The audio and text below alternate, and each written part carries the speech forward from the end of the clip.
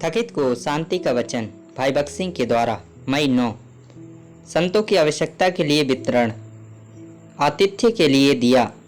Romeo की पत्री 12 अध्याय का 13 पद। प्रत्येक विश्वासी पति और पत्नी को इसे एक महान विशेषाधिकार के रूप में देखते हुए जहाँ तक संभव हो सभी जरूरतमंदों के लिए प्रेम दिखाने और दूसरों की खुशी से सेवा करने का प्रयास करना चाहिए। कुलुस्सियों 3 अध्याय 23 के अनुसार वे जो कुछ भी करें उन्हें ऐसा प्रभु के लिए करना चाहिए। जब प्रभु यीशु मसीह और लाजर ने एक साथ भोजन किया तो मार्था ने आनंद पूर्वक सेवा की। लूका 10 अध्याय उसका 40 पद में हम पाते हैं कि वह कुड़कुड़ाने, शिकायतों, क्रोध और ईर्ष्या से भरी हुई थी, लेकिन बाद में उसे बदल दिया गया। कुछ पति अपनी पत्नियों के बारे में इस तरह बात करते हैं, मेरी पत्नी बहुत मेहनती है, साफ सुथरी, चतुर और बहुत सक्रिय है, लेकिन उसका स्वभाव बहुत खराब है। जब वह क्रोधित होती है तो घर के सभी लोग कांपते हैं। सुखी वैवाहिक जीवन के लिए पति और पत्नी दोनों को खुशी खुशी और स्वेच्छा से दूसरों की सेवा करनी चाहिए। उनका हृदय ईर्ष्या, द्वेष, क्रोध और कुड़कुड़ाने से मुक्त होना चाहिए। एक मसीही घर गरीब, जरूरतमंद और बीमार लोगों के लिए सेवा का घर है। यह प्रेम का घर है जहां सभी की समान रूप से सेवा की जाती है।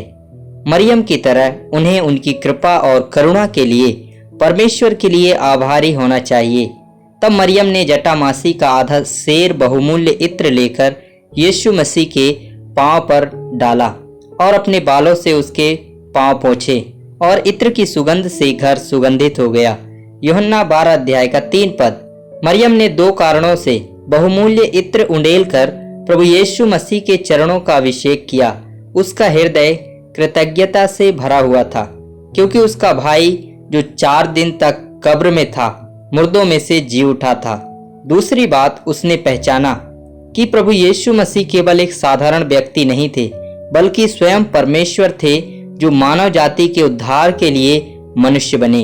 इसलिए भक्ति से भरे हृदय से उन्होंने उनके चरणों पर इत्र डाला।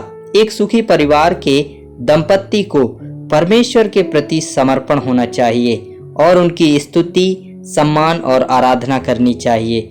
उन्हें अपने दिन की शुरुआत स्तुति गीत गाकर करनी चाहिए और अपने दिन की समाप्ति भी इसी तरह से करनी चाहिए। परमेश्वर की कृपा, करुणा, प्रेम और विश्वास के लिए खरे और विनम्र भक्ति के साथ उनका विश्वास मजबूत होगा और वे अधिक से अधिक प्रभु से प्रेम करने में सामर्थ होंगे। उन्हें आराधना सभाओं में भी पूरा भाग लेना चाहिए। ऐसा घर पृथ्वी पर स्वर्ग का पूर्व स्वाद है।